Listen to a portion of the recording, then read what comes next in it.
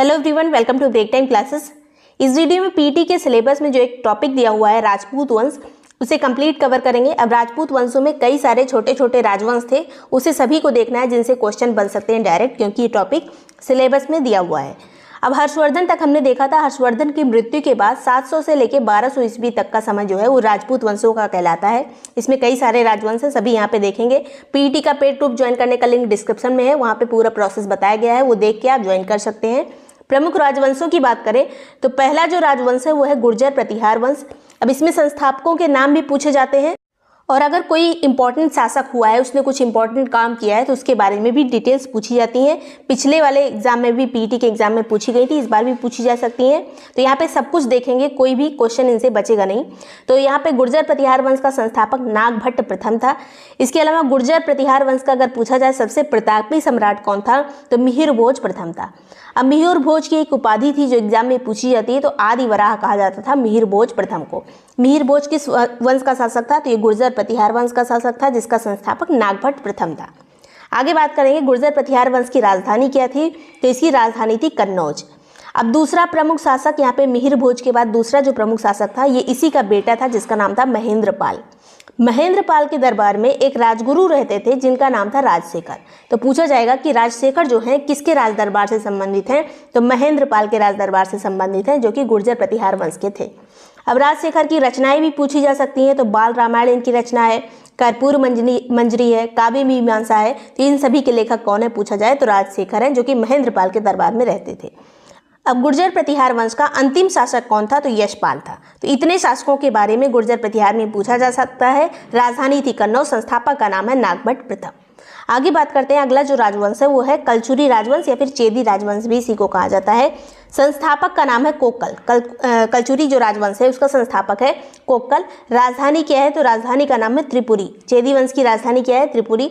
दो अन्य प्रमुख जो शासक हैं, पहला है गांगेयदेव, जिसकी उपाधि है विक्रमादित्य। कुछ प्रमुख शासक हैं जिन्होंने खुद से विक्रमादित्य की उपाधि धारण की थी, उन्हीं में से है एक गांगेयदेव, जो कि चेदी वंश से संबंधित है। अगला जो प्रमुख शासक है वो है गांगेयदेव का ही बेटा, जिसका नाम है कर्णदेव। अब कर्णदेव ने कलिंग की विजय की थी, इसीलिए इसका जो एक उपाधि दी गई है त्रिकलिंगाधिपति। त्रिकलिंगाधिपति किसको कहा गया है, तो कर्णदेव को कहा गया है, जो कि किस राजवंश से संबंधित है, चेदी राजवंश से संबंधित है। आगे बात करेंगे, अब अगला जो राजवंश है वो है मालवा का परमार वंश। ये सभी चीज़ें बार बार रिवाइज करनी पड़ेंगी, तभी ये चीज़ें याद होंगी। पेड ग्रुप से जो कनेक्टेड है वो यहाँ पे जितने भी वहाँ पे नोट्स दिए जा रहे हैं वो सभी ध्यान से देखिएगा, सभी चीज़ें बार बार रिवाइज करते रहिए। टेस्ट में जो क्वेश्चन आ रहा है, जो आंसर किए उसको बार बार देखिए, वो सभी चीज़ें आपको हेल्प करेंगी एग्जाम के टाइम पर, और रिविजन में काफ़ी हेल्प होगा आखिरी टाइम पर। परमार वंश की बात करें तो संस्थापक का नाम है कृष्णराज या फिर उपेंद्र राज। राजधानी का नाम है परमार वंश की उज्जैन। प्रमुख शासक का नाम है, पहला जो प्रमुख शासक है वो है हर्ष। हर्ष को सीयक भी कहा गया है, और इसकी एक रचना है जो एग्जाम में पूछी जाती है, इसका नाम है नैषधीय चरित। नैषधीय चरित किसकी रचना है, तो हर्ष की रचना है, जो कि परमार वंश का शासक था। अब ये हर्षवर्धन नहीं है, ये दूसरा हर्ष है, जिसका संस्थापक कृष्णराज या फिर उपेंद्र राज है। राजधानी है उज्जैन।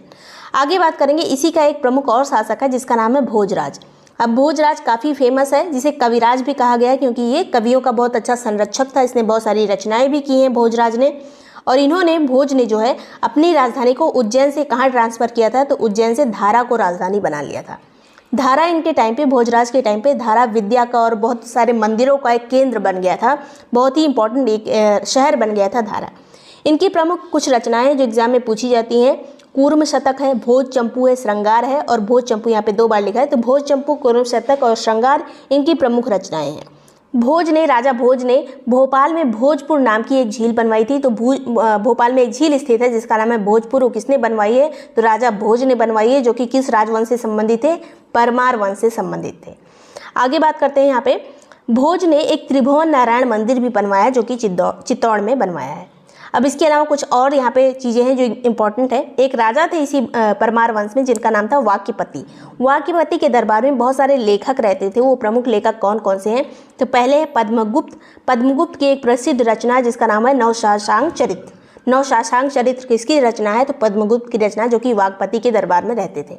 अगले प्रमुख लेखक है यहाँ पे धनंजय। इनकी जो रचना है उसका नाम है दशरूपक। 10 रूपक कई बार एग्जाम में पूछी जा चुकी है, किसकी रचना है? धनंजय की। इसके अलावा धनंजय के अलावा और कौन कौन यहाँ पे रहता था? धनिक रहते थे, हलायुध रहते थे, अमित गति रहते थे। ये सभी किसके दरबार से संबंधित है? तो वाकपति के दरबार से, जो कि परमार वंश के राजा थे। इसके अलावा परमार वंश के बाद एक और राजवंश आया था जिसका नाम है तोमर वंश। अब पूछा जाए कि तोमर वंश के एक शासक थे अंगपाल, तो पूछा जाए अगर दिल्ली की स्थापना किसने की थी? तो इसी तोमर वंश के अंतिम शासक जो कि अंगपाल थे, उन्होंने दिल्ली की स्थापना की थी। तोमर वंश के एक शासक अंगपाल ने दिल्ली की स्थापना की थी, याद रखिएगा।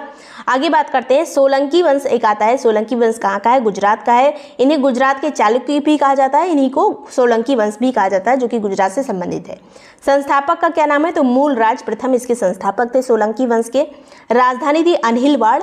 अब एक सोलंकी वंश के प्रमुख शासक हैं जिनका नाम है भीम प्रथम। इनके टाइम पे महमूद गजनवी जो था उसने सोमनाथ मंदिर पर आक्रमण किया था, जो कि गुजरात का फेमस सोमनाथ मंदिर है।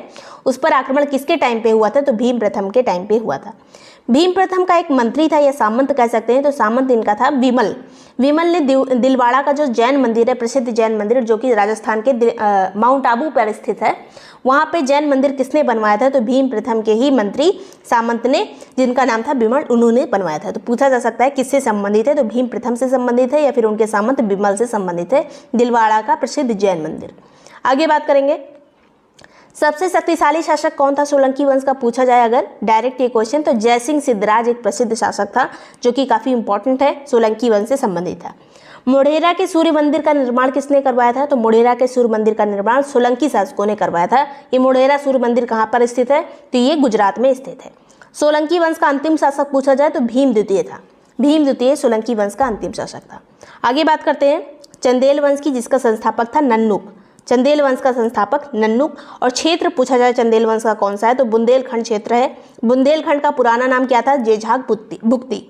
जेजाग भुक्ति किसका पुराना नाम है? बुंदेलखंड का, मैचिंग में आ सकता है। और इसकी राजधानी क्या थी चंदेल वंशों की? जो चंदेल वंश शासक थे या बुंदेलखंड वाले क्षेत्र की, तो खजुराहो इसकी राजधानी थी। पहले ये कलिंजर में राजधानी बनाया था इन लोगों ने। कलिंजर कहाँ पर है? बांदा जिले में स्थित है, उत्तर प्रदेश के। बाद में जो राजधानी है ये खजुराहो में चली गई। खजुराहो अभी कहाँ पे स्थित है? मध्य प्रदेश में। राजधानी परिवर्तन कलिंजर से जो खजुराहो हुआ था, ये किसने किया था? किस शासक ने?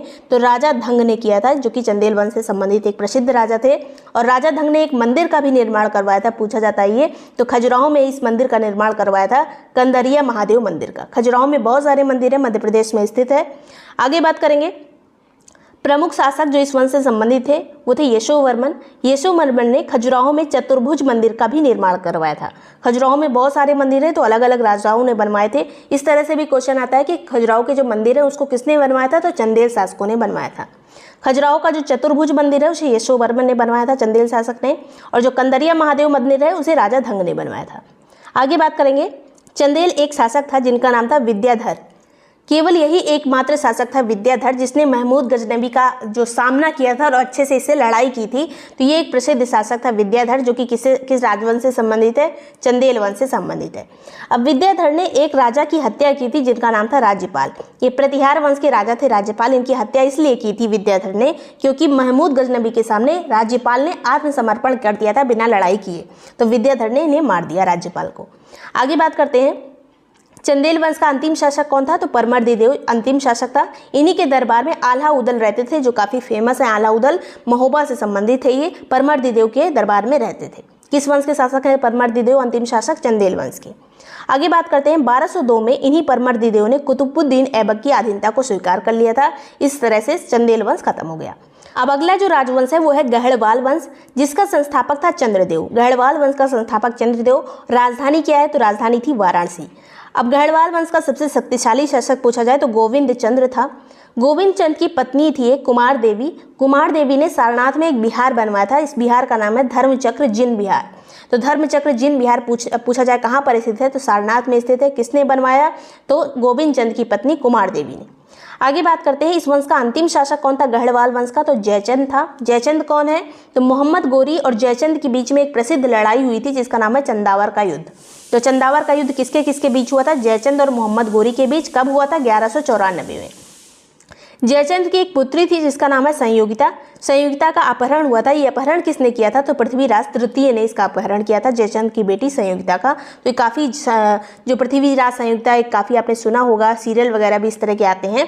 तो ये किस वंश से संबंधित हैं? जयचंद्र, तो गढ़वाल वंश से संबंधित है। आगे बात करेंगे चौहान वंश। चौहान वंश का संस्थापक था वासुदेव। प्रथम राजधानी थी अहिच्छत्र। प्रमुख शासक चौहान वंश का कौन है? तो विग्रहराज चतुर्थ। इस जो चौहान वंश था इसका एक प्रमुख शासक था विग्रहराज चतुर्थ। और इसके दरबार में एक कवि रहते थे, राजकवि, जिनका नाम है सोमदेव। काफ़ी प्रसिद्ध कवि है, पूछा जा सकता है किसके दरबार में थे? तो विग्रहराज चतुर्थ के दरबार में, जो कि चौहान वंश से संबंधित है। अंतिम शासक कौन था? तो पृथ्वीराज तृतीय। चौहान वंश का अंतिम शासक पृथ्वीराज तृतीय, यही वाला जिसने जयचंद्र की पुत्री संयोगिता का अपहरण किया था। आगे बात करते हैं। पृथ्वीराज तृतीय के दरबार में एक राजकवि रहते थे जिनका नाम है चंद्रबरदाई, और इनकी रचना बार बार एग्जाम में पूछी जाती है, पृथ्वीराज रासो। तो पृथ्वीराज रासो किसकी रचना है? चंद्रबरदाई की रचना है। और इनका प्रमुख जो युद्ध फेमस है वो है तराइन का प्रथम युद्ध और तराइन का द्वितीय युद्ध। 1191 में प्रथम हुआ था, 1192 में द्वितीय युद्ध हुआ था। दोनों युद्ध पृथ्वीराज तृतीय और मोहम्मद गोरी के बीच में हुए थे। अब यहाँ तृतीय की जगह द्वितीय या फिर फर्स्ट लिखा हो सकता है, तो गलत हो जाएगा क्वेश्चन। मोहम्मद गोरी और पृथ्वीराज तृतीय के बीच में युद्ध हुआ था, तराइन का युद्ध। पहला जो युद्ध हुआ 1191 में, उसमें पृथ्वीराज तृतीय जीत गया था, लेकिन अगले ही साल मोहम्मद गोरी ने अपने आप को संगठित करके फिर से यहाँ पे आक्रमण किया मोहम्मद गोरी पर, और 1192 में तराइन के द्वितीय युद्ध में पृथ्वीराज को हरा दिया था मोहम्मद गोरी ने। तो इस तरह से पूरी कहानी खत्म हो जाती है राजपूत वंश की। इतने ही प्रमुख जो है राजवंश हुए हैं। राजपूत वंशों में ये इन्हीं से क्वेश्चन पूछे जाते हैं बार बार। वीडियो पसंद आया तो लाइक और सब्सक्राइब कर लीजिएगा। पीटी का पेड ग्रुप ज्वाइन करने का लिंक डिस्क्रिप्शन में है, वहाँ पे पूरी डिटेल बताई गई है। पूरा प्रोसेस देखने के बाद आप पेड ग्रुप ज्वाइन कर सकते हैं, जिसमें सभी शॉर्ट नोट और जितने भी टेस्ट वगैरह क्विजेज हैं सब आपको प्रोवाइड कर दिए जाएंगे। पूरा प्रोसेस देखने के बाद ही ज्वाइन करिएगा। Thank you so much for watching break time classes.